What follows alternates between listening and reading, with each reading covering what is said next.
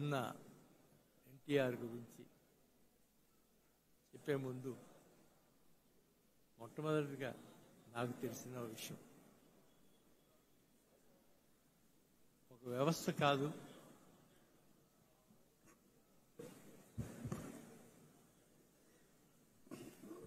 ఆయన సర్వం నేర్చుకున్నంత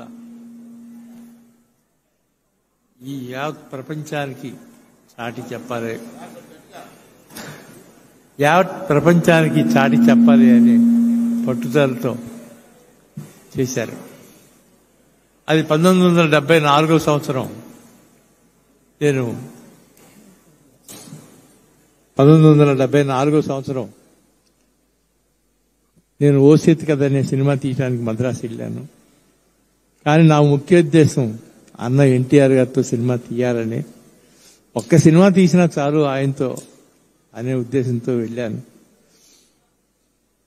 వెళ్ళి ఆయనకి ఆ ఓ చేతి కథ సినిమా చూపించి ఆ తర్వాత నేను ఇక్కడికి వచ్చింది మీతో సినిమా తీయటానికండి, మీకు ఆశీస్సు కావాలి అన్నాను. నువ్వు నాతోనా? ఇప్పుడు నా పరిస్థితి ఏంటో నీకు తెలుసా? అసలు నువ్వు ఇట్లా వచ్చి పాడైపోవటం నాకు ఇష్టం లేదు, నువ్వు వెళ్ళిపో అర్జెంటుగా అన్నారు. లేదండి నేను వెళ్ళను, నేను మీతో సినిమా తీస్తే అని వెళ్ళను అని అలాగే భీష్మించి కూర్చున్నా. 6 రోజుల తర్వాత ఆయన పిలిచి, సరే మరి కథ అది రెడీ చేయి, బాపయ్య గారు ఎవరో అనుకుంటున్నావు కదా అని చెప్పారు. కొద్ది రోజుల తర్వాత నేను కథ రెడీ చేసుకుని బాపయ్య గారిని తీసుకుని వెళ్ళాను. ఆ తర్వాత ఆయనకి ఆ కథ నచ్చింది. ఏం బ్యానర్ పెడుతున్నావు అన్నారు. నేనేం బ్యానర్ అనుకోలేదండి, ఏదైనా ఈ సినిమాకి అన్నీ మీరే చేయాలి అన్నారు.